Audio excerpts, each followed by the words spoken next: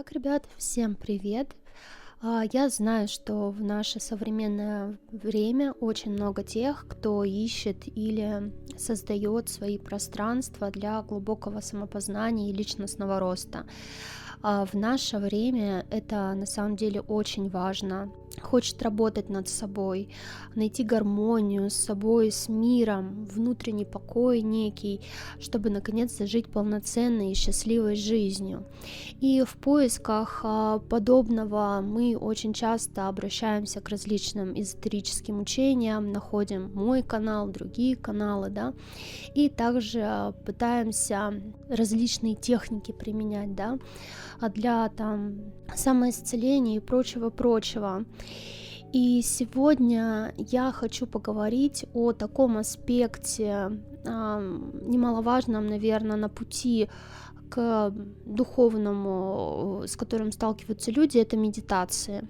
То есть мне очень много на самом деле поступает запросов, вопросов относительно медитации вообще. Что это такое? Я очень много рассказываю про договора, подключки. Я также очень много на своем канале делюсь предостережениями с людьми относительно того, что не вся эзотерика — это нечто хорошее и полезное, что среди очень большого объема информации и очень большого скопления людей на этом поприще существуют так называемые продавцы душ, эгрегоры, а также заводы целые по откачке энергии, и люди, не зная определенных правил безопасности, то есть не зная, что из этого может являться именно, скажем так, крючком для того, чтобы прицепиться к человеку, да, и высасывать его энергию, могут, сами того не осознавая, попасть на крючок вот таких вот продавцов душ и начать как бы не получать энергию, да, не идти к счастливой жизни, а жить по методу откачки энергии. Я подробно рассказывала про контракты, вот, и также вам говорила про косвенные контракты. И сегодня я хочу затронуть как раз-таки тему, где мы можем подписать некие косвенные контракты, используя сторонние практики медитации. И в сегодняшнем ролике я хочу поговорить с вами о том, какими медитациями, какими практиками, предлагаемыми в том числе в интернете, пользоваться категорически не рекомендую я лично, да, и где я в своей практике сталкивалась с негативными последствиями у тех людей, кто использовал подобные практики, как бы, ну и я сама, смотря на эти практики, понимала структуру их действий и того, что там вообще происходит. Вот, ну а также расскажу вам о том, какие, грубо говоря, виды медитации или какие методы очищения можно использовать, а также поделюсь какими-то своими практиками, которые я использую, да, и которые я лично считаю безопасными для использования, для того, чтобы точно не нацеплять никаких там доп. Контрактов и так далее. Поэтому тема очень важная, смотрите ролик до конца. Ну а мы, наверное, начнем с вами как раз-таки с тех моментов, которые я вам скажу как некие негативные, да, то есть мы с вами рассмотрим основные признаки, по которым вы можете любую практику, которую вы встретите в интернете, распознать как практику, которая может вам навредить. В том числе это касается и медитативных практик. Но в принципе те вещи, которые я сейчас озвучу, они и для других практик тоже будут актуальны.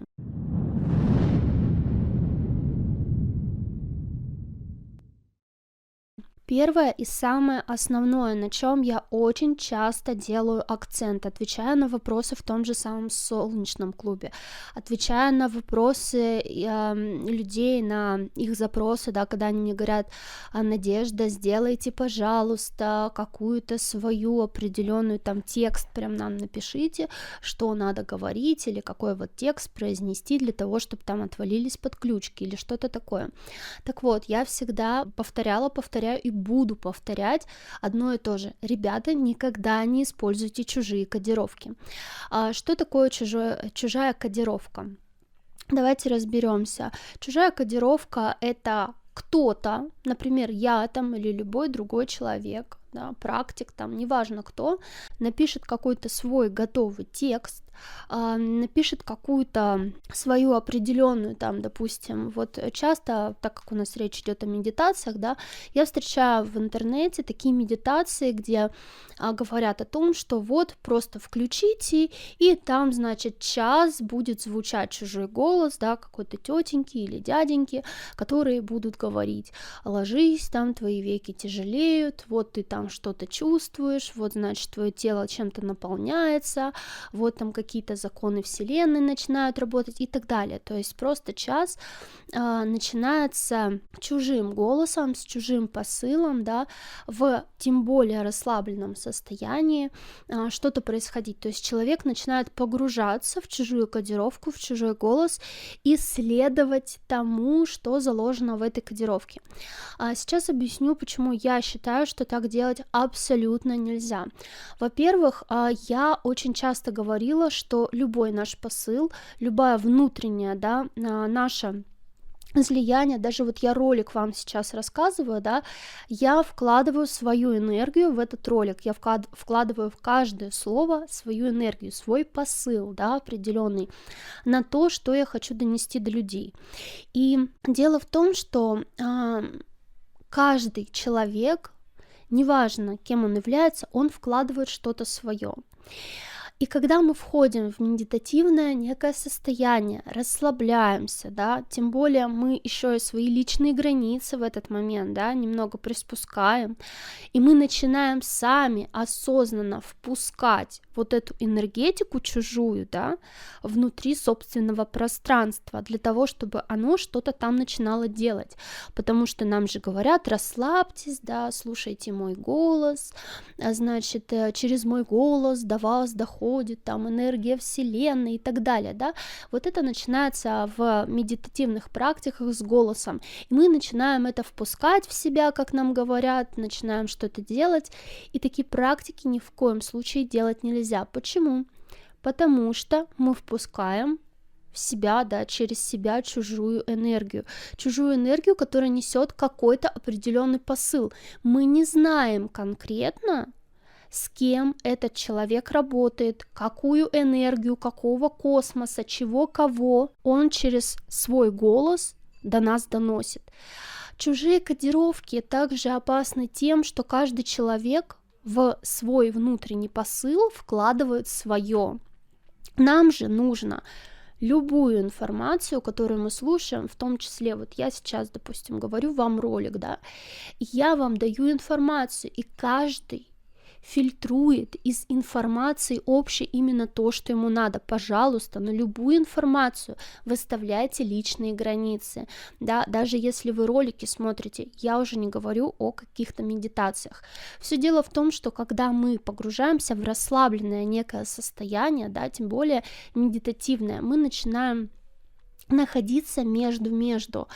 Меня недавно спрашивали, да, как лучше видеть тонкий план и каким именно образом, значит, войти в состояние, где будет проще видеть тонкий план, да, смотреть его с закрытыми или с открытыми глазами. И я там делилась тем, что как раз-таки легче всего видеть тонкий план в состоянии, ну, не то чтобы близком к медитации, а состоянии полного расслабления, в состоянии, когда мы уходим, да, во внутренние ощущения. Но об этом мы поговорим чуть попозже. Так вот, когда мы находимся в таком состоянии и в этом состоянии принимаем некие непонятные чужие кодировки, все может закончиться очень плохо. Я могу очень-очень много примеров людей, которые после подобного вида, да, различных практик хорошо пострадали, там открывались у них дома порталы и чего только не было рассказать, но это все-таки конфиденциальная информация, и я ей делиться не буду. Я рассказывала о подобных историях, да, в курсе по отключению под ключик, там я очень много приводила примеров вот из жизни людей, в том числе касательно там и практик, связанных с различными эгрегориальными учениями, в том числе медитативных практик и так далее. То есть это все не шутки. Это может быть и реально открытие порталов дома, это может быть и потом, да, что человек начинает очень сильно болеть. Мы смотрели несколько людей, которые видят тонкий, да, там, где один человек говорил: посмотрите, пожалуйста, вот я делаю какую-то практику, которую я нашел в интернете, что-то там в себя запускаю, какие-то энергии, да, это медитативная практика, вот я там накачиваю там свои там чакры энергии и так далее, и мы все дружно, смотря на то, он говорит: я в этот момент чувствую, как я наполняюсь энергией, там, я чувствую вот эту энергию, которая плещется, и все. Мы смотрели на него на тонком плане, несколько человек, и сказали, что мы видим, как энергия из него вытекает, буквально как будто вот его всего вот просто фонтаном из него хлыщет эта энергия, но она хлыщет не от того, что он становится там как-то сильнее или что-то, его просто как будто вот, знаете, шарик с водой протыкали,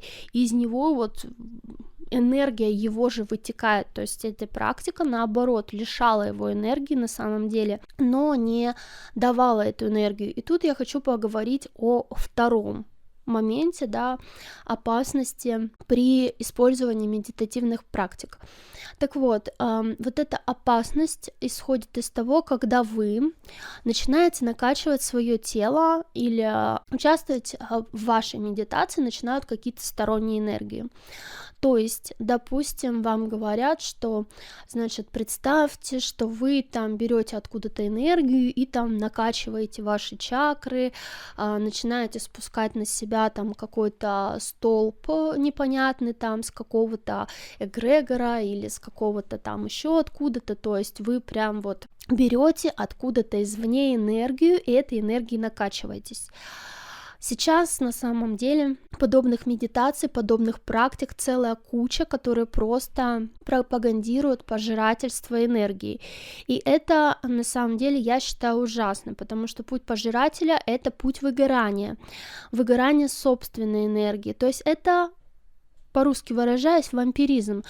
И не бывает такого, то есть есть закон сохранения энергии. Энергия не берется ниоткуда и не уходит в никуда, да, и очень часто при таких вот медитациях, как я уже сказала ранее, где мы смотрели, да, вот несколько человек, того, кто использовал такую практику и говорил: посмотрите меня, да, насколько у меня там все классно с энергией, работают эти практики таким образом, что человек, выполняя эту практику, ему кажется, что он чувствует эйфорию, ему кажется, что он чувствует огромное количество энергии, которое выделяется, ему кажется, что он прям находится в каком-то таком состоянии, да, там повышенном и так далее, и он в этот момент ощущает что-то такое невообразимо кайфовое, но на самом деле в этот момент его накачивают, как я это называю, энергетической наркотой.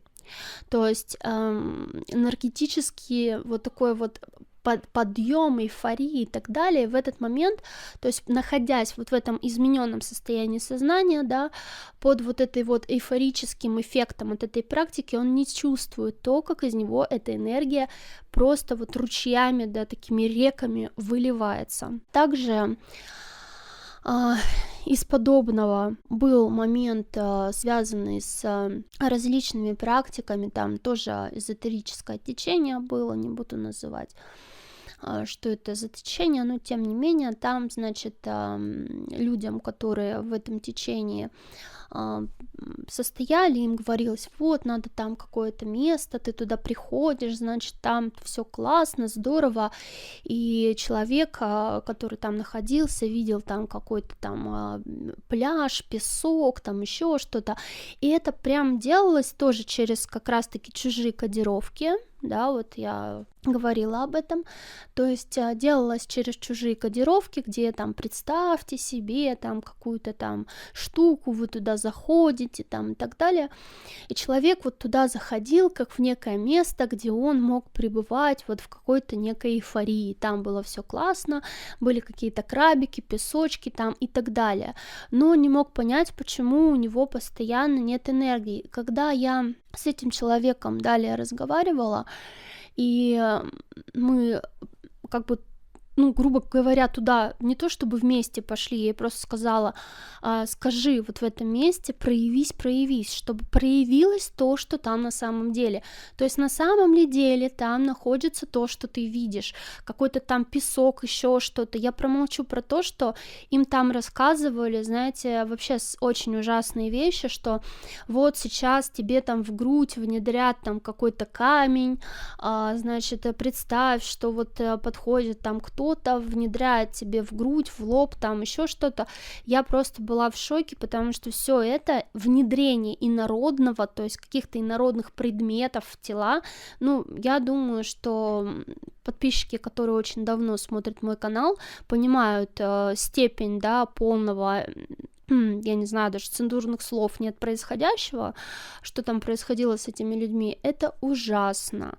То есть потом все вот эти вот вещи, люди, когда осознают, что с ними на самом деле там происходило, они просто в ужасе находятся. И когда девушка сделала это, когда она в этом месте, пребывая в этом месте, сказала проявиться этому пространству, чтобы она его увидела таким, каким оно является на самом деле, она просто была в ужасе, она не знала, как оттуда выбраться, потому что весь этот песок превратился в какую-то тину, все вот эти прекрасные крабики, дельфины превратились в каких-то там безобразных существ, это было ужасно. То есть, ну, оттуда помогли ей выбраться, но тем не менее для нее это просто был шок-контент. И поэтому достаточно очень серьезно относитесь к тем вещам, когда вы куда-то идете, слушаете какие-то прекрасные, вот такие через прекрасные какие-то вещи, вам говорят, вот дельфины, вот там какие-то чудесные волны, вот какие-то чудесные пляжи, там какое-то место волшебное, там еще что-то, куда вы идете и так далее. Это все, конечно, не очень хорошо. На самом деле, я заметила, что очень часто вот эти вот практики некие эзотерические, да, через которые потом людей уволакивают непонятно куда, они берут за основу своих вот этих техник, так называемых, обычные техники из психологии, то есть есть в понятии психологии такие вещи, как зона безопасности, да, где человек создает сам себе внутри некую зону безопасности. У нас есть архетип собственного дома внутри сознания, да, и мы создаем как бы некий вот момент собственной безопасности внутри для того, чтобы стабилизировать свою психику. И они используют наши внутренние, да, вот эти вот моменты, связанные с архетипами, с основной психологией сознания и так далее, для того, чтобы людей непонятно куда вот утягивать. Это манипуляции. Поэтому, ребята, здесь будьте осторожны. Вот, не используйте никогда, во-первых, там чужие кодировки, во-вторых, не используйте волшебные энергии, которые сходят там откуда-то. Потому что эти же волшебные энергии, они на самом деле будут выкачивать таким людям, которые там подсоединяются к волшебному там, денежному потоку, к волшебному рогу изобилия, к еще чему-то. Это все, ну, не заканчивается чем-то хорошим. И сколько я общалась с такими людьми, которые на самом деле к вот этим всем вещам подключаются, они на самом деле чувствуют, что где-то с ними что-то не так, еще что-то, потому что тот человек, который это пропагандирует, он говорит, вау, у меня все классно, у меня тут деньги, значит, рекой, у меня тут сумки, там, у меня там еще что-то, а он это все делает, и у него только убывает. То есть убывает, убывает. И я, когда начала об этом первые разы говорить, вообще я, наверное, первая, кто вообще начала об этом говорить, говорите, ребята, а вы не задумывались над тем, почему, когда вам вот эти эгрегоры обещают, что у вас там после подключения к этому эгрегору там деньги с небес посыпятся, да, обычно происходит все ровно наоборот. То есть если у вас до этого хоть какие-то деньги были, то после подключения к этому эгрегору вообще ничего нет, да, никаких денег. И люди такие, да нет, не может быть, то есть какое-то отрицание, но мне начали писать в личку очень много людей, в солнечном клубе сколько людей пришло, которые сказали, да, так и есть. Я, говорит, не мог понять, я думал, что со мной что-то не так. Я думал, что ну как так? Мне же там сказали, что все будет круто, почему же у меня все ровно наоборот, да? Наверное, я что-то делаю неправильно, наверное, со мной что-то не так. И каждые люди, которые вот, они туда идут, и они такие думают, наверное, со мной что-то не так. Но на самом деле на это и есть расчет, то есть там нет такого, чтобы давать. Да, там есть только забирать.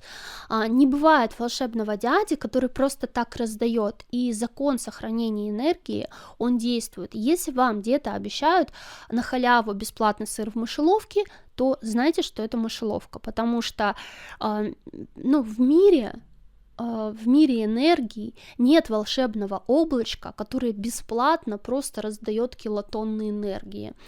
И именно на этом, да, на незнании подобного, то есть на том, что придет кто-то большой, сильный, поможет, защитит, даст, да, вот и так далее, очень много вот таких вот эзотерических учений и прочего протекает, в том числе, да, медитативные практики тоже на этом очень много говорят, что есть какое-то волшебное облачко, которое там даст много денег, даст там изобилие, даст еще что-то, даст кучу энергии и прочее. Они играют на наших детских представлениях, на нашем маленьком внутреннем ребенке, который хочет безопасности, который хочет, чтобы пришел кто-то взрослый и позаботился о нем, да, потому что каждый из нас человек, да, мы вроде выросли, мы все взрослые, нам там 30, 40, 50, 70, неважно, сколько нам будет, но внутри нас всегда остается вот эта маленькая детская часть, которая хочет заботы, любви, которая хочет, чтобы пришел какой-то родитель, который согрел, обогрел, да, который позаботился бы. Мы все нуждаемся в этой заботе, мы все хотим немного побыть слабыми, побыть вот такими маленькими, да. Многие из нас, может быть, даже отчета себе в этом не дают, но это все происходит, наши вот внутренние потребности, которые есть, и они на них играют. Но надо понимать, что взрослый, действительно заботливый взрослый, да, он все-таки больше подходит из разряда дать удочку, а не рыбу, понимаете? Я очень много раз уже говорила об этом, что взрослый, он учит ребенка стать самостоятельным, то есть он действительно заинтересован больше не в том, чтобы что-то дать, а чтобы дать то, чтобы ребенок сам смог, да, самостоятельно идти по жизни, сам смог стать взрослым. И здесь тоже надо смотреть с этой точки зрения на все те вещи, с которыми вы сталкиваетесь, да, на все те вещи, которые вам дают. Если кто-то где-то пытается сыграть на вашем вот этом внутреннем ребенке, да, на вот этой маленькой потребности в любви, защите и так далее, то стоит задуматься.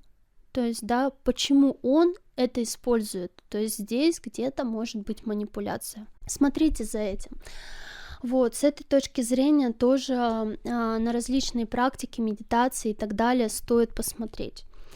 Ну и естественно, что когда мы сталкиваемся с вот такими вот, качественными, недобросовестными техниками, они мало того, что могут подключить нас к каким-то эгрегорам, выкачивать из нас энергию и так далее, но они еще и могут, наоборот, повысить тревожность, усилить стресс, открыть доступ к каким-то негативным энергиям, спровоцировать нападения и так далее. Я даже тоже вот на курсе по отключению подключек я рассказывала случай, который был с одной девушкой, которая приехала на массовую медитацию, и то, что она там увидела, ее просто повергло в такой шок, что она даже там переночевать не смогла, хотя она должна была там неделю быть. Это типа был ретрит какой-то или что-то такое, и она просто вылетела оттуда. Это она увидела при первой же вот этой массовой медитации, которая там прошла среди участников. Все были в таком восторге, а она просто девочка, которая тоже видит тонкий план, немножко непростая, да, и когда она увидела то, что там произошло при этой массовой медитации, она просто первым же рейсом, грубо говоря, оттуда улепетывала, просто пятки сверкали, и ни денег, ничего и не надо было, лишь бы оттуда просто вот сбежать. Поэтому, ребята, я знаю, что, возможно, вы сейчас подумаете, что хорошо тем, кто видит тонкий план, хорошо тем, кто понимает про это все, да, что делать нам, кто не видит. Но, знаете, я вам могу сказать, что делать вам, кто не видит. Я пытаюсь с вами делиться своими знаниями, пытаюсь делиться с вами тем, что вижу я, тем, что видят другие ребята, видящие, да, и вас как бы не то чтобы оградить, да, а предупредить и рассказать о том, что там происходит. Я понимаю, конечно, наверное, я бы где-то хотела, чтобы каждый человек, который не может, да, самостоятельно эти все моменты видеть, все-таки смог там видеть тонкий план, да, как-то это. Я даже думаю над тем, что как там развить. У кого-то открываются глаза, у кого-то нет. Я очень много, на самом деле, ребят, которые смотрели мой канал, вот сколько уже лет каналу, с 22-го года, нет, 21 год, да, с 21-го года мой канал существует, до этого еще я, вот канал, который телеграм-канал «Древние души», кстати, подписывайтесь, вот, там я тоже очень много интересного выкладываю, новости канала, новости моей деятельности, про Бусти там тоже вот видео выходят, которые очень много есть, плюс я какие-то голосовые там записываю, вот телеграм-канал вот этот у меня был, да, он вообще с 2020 года. Я, в принципе, рассказывала, что я этот канал создала после того, как раз-таки одна из девушек мне написала в комментариях под каким-то видео, я уже не помню, что хорошо вам, кто видит там тонкий, да, а что делать нам, кто не видит, мы как слепые котята тыкаемся, и знаете, мне настолько это сообщение задело, что я решила, да, это достаточно очень, не знаю, где-то эгоистично, наверное, сидеть как курица на яйцах. И надо делиться этим, потому что очень много людей реально из-за того, что не видят, не могут вот эти все вещи увидеть, они страдают от этого. И, знаете, здесь дело не в том, видишь ты тонкий или не видишь. Здесь дело в том, что по косвенным признакам, вот, которые я вам сегодня рассказала, увидеть, что с каким-то там контентом, с какими-то медитациями, с какими-то практиками что-то не так, может каждый на самом деле, вне зависимости от того, видит он тонкий план или нет. Достаточно просто проанализировать, посмотреть и увидеть вот эти вот признаки, да, основные, а что предлагает вот эта вот вещь. И поэтому я здесь делюсь этим с вами для того, чтобы вы могли, обладая информацией, уже фильтровать то, с чем вы сталкиваетесь в повседневной жизни.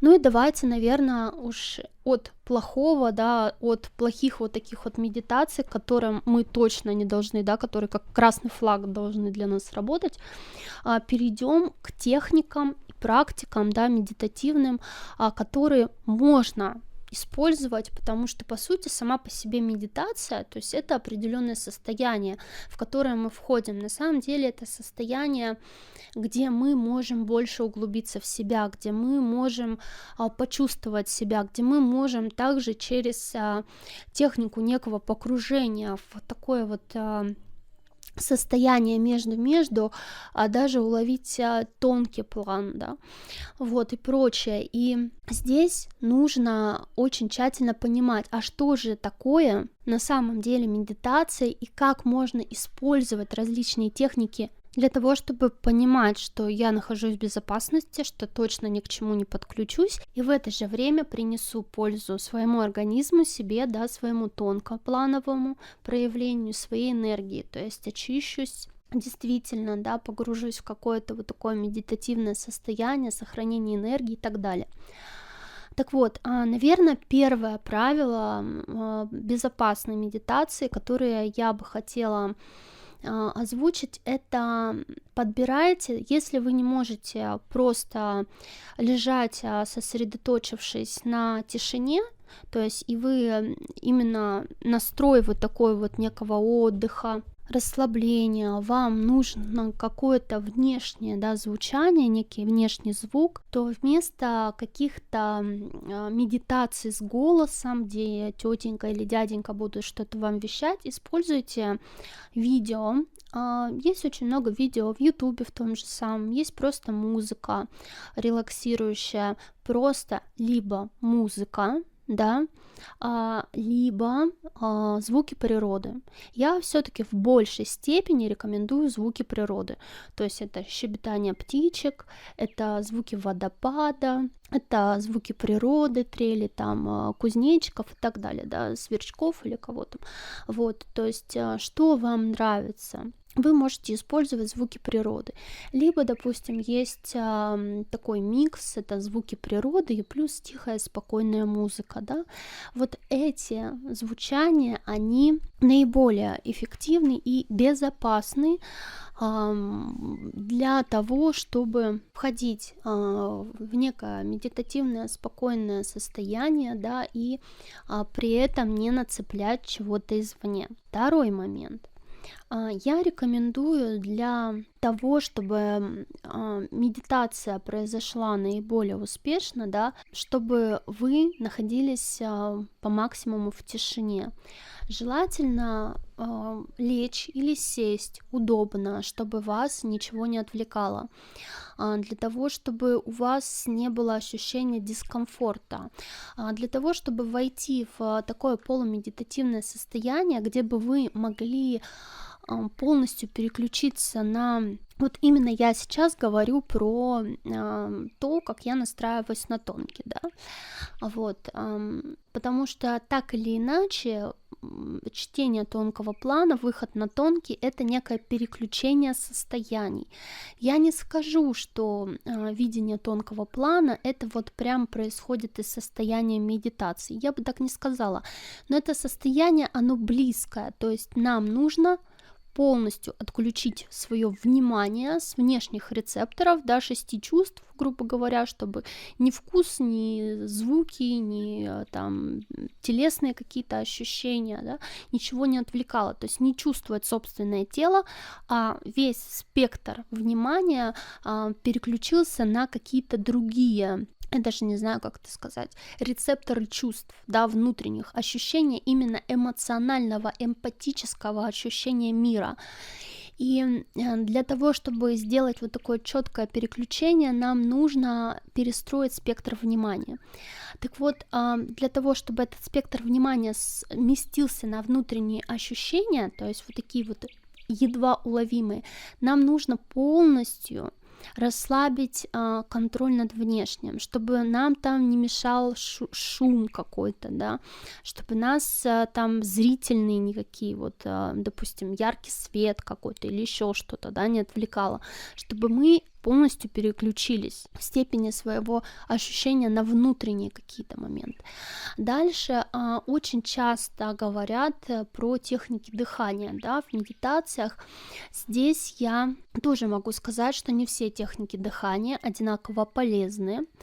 И я бы не рекомендовала, допустим, слишком частые техники дыхания или еще что-то. Если вы хотите что-то из техник дыхания, да, то для такой медитативной, скажем так, по большей степени для погружения в еще более статичное состояние, это по большей степени для практик, если кто-то хочет, допустим, попробовать где-то переключение в статичное состояние для переключения на тонкий, но это, опять же, может быть моя история по большей степени, да, это некого такого полного замирания, когда я рассказывала, в принципе, об этой практике, и в солнечном клубе рассказывала очень много, потому что в солнечном меня постоянно спрашивают про тонкий, как, что, зачем, там ребята вообще последний раз мне сказали, а давай ты вот что-то посмотришь на тонком, да, какую-то ситуацию или еще что-то, и прям вот полностью расскажешь, как ты вот прям считываешь этот тонкий план.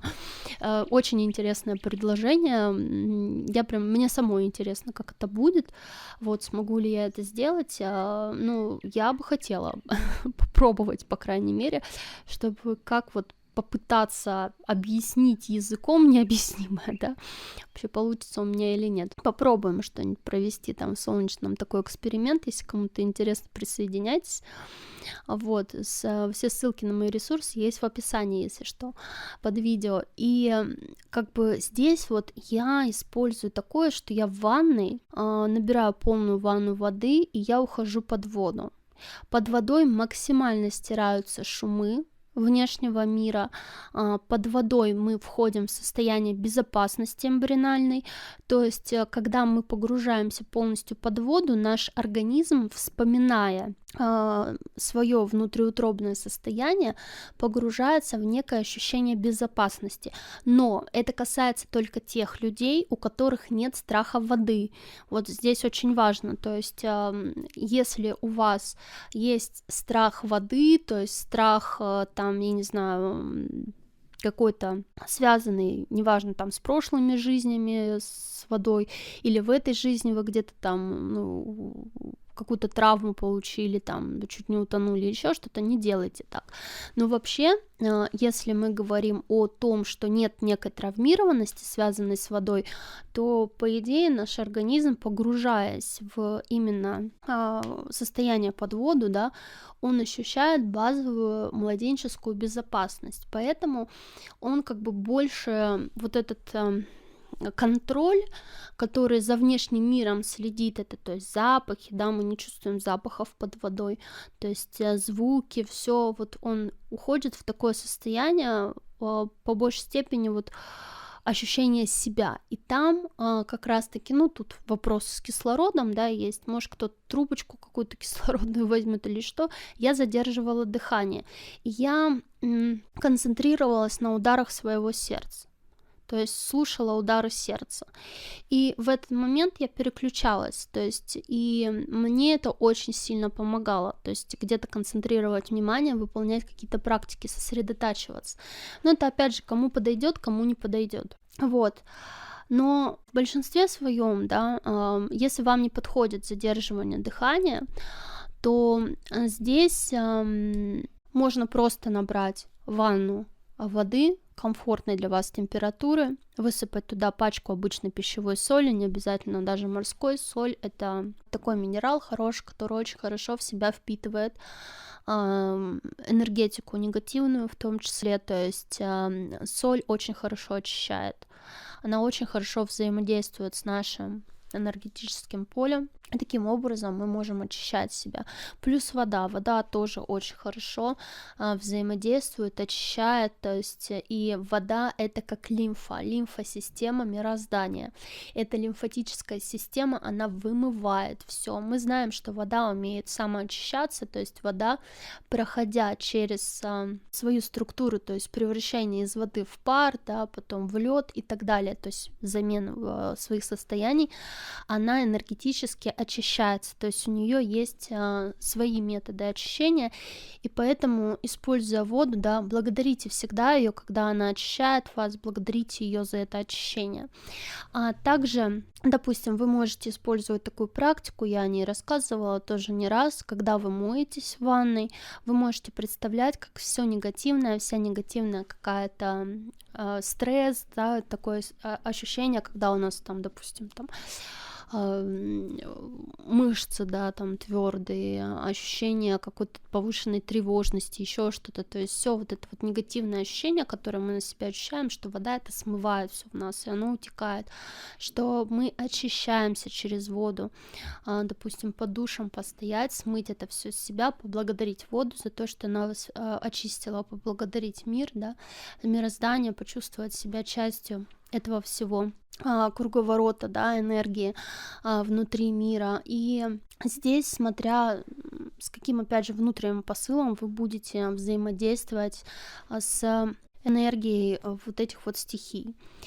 Далее есть такой момент, который я очень рекомендую поработать над ним, когда вы пробуйте, да, погрузиться в медитативное состояние, просто там лежать в ванной или где-то там полежать дома, да, в тишине, вот так вот закрывшись, закрыв глаза, полностью попытавшись отрешиться от мира. Есть такой момент, что нам постоянно в голову начинает лезть внутренний диалог. То есть мы не можем успокоиться, и мы пытаемся расслабиться, да, пытаемся вот как-то войти в какое-то состояние релакса, некого покоя, и вот этот вот внутренний диалог, который говорит о том, что так надо сейчас вот после этого пойти приготовить, а завтра вот еще ребенку в школу что-то собрать, а послезавтра еще там по работе что-то не забыть и так далее. Он начинает вмешиваться, он начинает нам раскачку, да, вот эту внутреннюю делать, и с внутренним диалогом надо работать, потому что я вот тоже в солнечном клубе, когда обсуждали тему того, как настроиться на тонкий план, я говорила, что в большинстве своем то, что вообще мешает очень многим людям как сосредоточиться на тонком плане, так и сосредоточиться на других практиках эзотерических, неважно, что вы делаете, то есть лечите вы руками по тому методу, который я давала, да, там пытаетесь ли вы сделать энергетические какие-то шарики, допустим, там те же самые практиковать, или просто почувствовать энергию в руках или так далее, вообще все что угодно.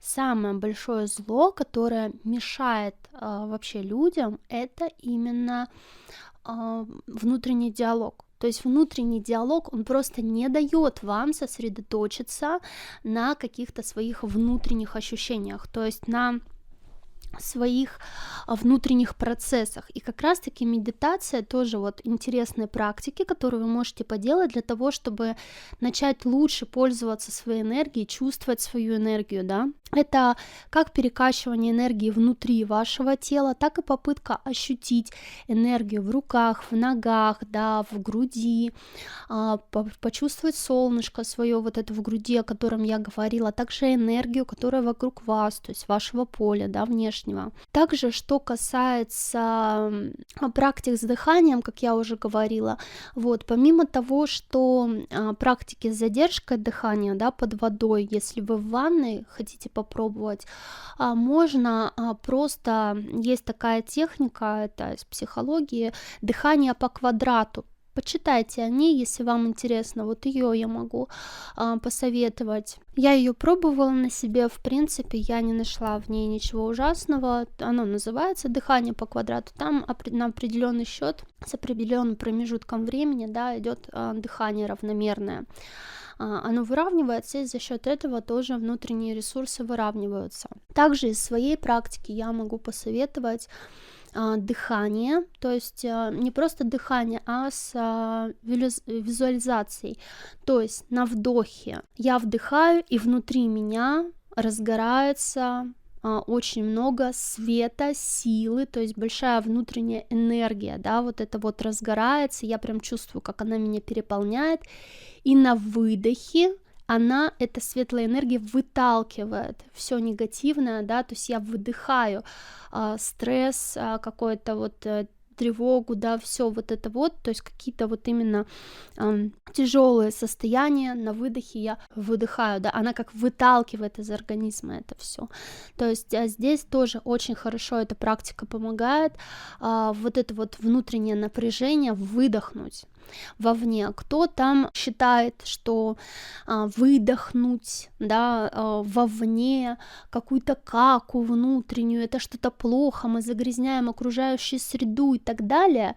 Алло, ребята, давайте начнем с того, что эта вся кака извне-то как раз в нас вовнутрь и попала. Это не мы сами эту каку проецируем, да, и так далее. То есть эти все сущности, эти все программы, эта вся гадость попала к нам внутрь извне, и вовне же мы ее возвращаем. То есть это не значит, что мы засоряем этот мир, да, и не значит, что мир плохой. Это значит, что отдельно взятые индивидуумы, которые решили этот мир захватить, всю эту каку здесь распылили, рассеяли, да, посеяли и так далее. И наша основная задача вместе с этим миром через нашу внутреннюю вот эту вот выталкивающую лимфосистему выжать всю эту каку, грубо говоря, не только изнутри нас, но и с этого мира в целом. Поэтому начните думать гораздо шире и глубже для того, чтобы перестать вот пребывать в состоянии жертвы, которая должна спасти весь мир. Просто посмотрите, как ваши вот эти убеждения выглядят со стороны, да, я должен, значит, ценой своей жизни пожертвовать собой для того, чтобы не быть плохим. Алло, поздравляем вас, на таких а-ля внутренних убеждениях кормится сейчас полмира вот этих вот гадов астральных, которые спят и видят, лишь бы вы жили с этой мыслью. Живите с ней дальше. Проблем нет, если вы хотите кормить их, если вам так сильно они нравятся, если вы так сильно нравитесь им, и как бы вы так сильно хотите кормить их под ключки, пожалуйста, это ваше дело. Но не стоит защищать права вот этих вот астральных гадов, у которых абсолютно отсутствует эмпатия, да, которых вы так сильно любите, перед теми людьми, кто, не хотят их кормить. И которые хотят, чтобы этот мир наконец-то стал здоров. То есть, видимо, просто пути разные. Вот и все. Поэтому как-то так. И не стоит как бы смотреть на это все однобоко. Может быть, стоит задуматься, может, где-то вас обманули, может, вы задумаетесь и посмотрите на вот эти все вещи немного иначе, да, немного глубже, немного шире, и поймете, где именно таится дьявол, грубо говоря, а дьявол кроется в деталях. И я здесь на своем канале как раз-таки стараюсь все эти детали пролить на них свет и показать. Смотрите, ребята, вот они. А вам я желаю всем удачи в пути, в развитии своего внутреннего духовного самопознания. И помните, что путь души — это работа над собой. Путь души не в том, чтобы там подсоединиться к волшебным энергиям, слушать каких-то великих гуру и так далее. Путь души — это познание и саморазвитие. По-другому это не работает. И для того, чтобы душа росла, да, мы должны получать опыт, мы должны развиваться, мы должны идти, быть глубже, шире в своем понимании этого мира, да, смотреть на него свысока. И свысока — это не с позиции гордыни, это значит с высоты птичьего полета, где мы можем увидеть гораздо больше, да, и шире картину, видеть весь мир, объять этот весь мир, да, а не смотреть на него с позиции «мне бы взлететь в небо». А я вас всех люблю, обнимаю и надеюсь помочь нам всем стать вольными птицами. Ваша Надежда Солнечная. Всем пока-пока. Общение с собой, как воздух мне нужно, в тишине познаю, что действительно важно. Все техники мира не стоят и дня, когда я слышу, как дышит душа.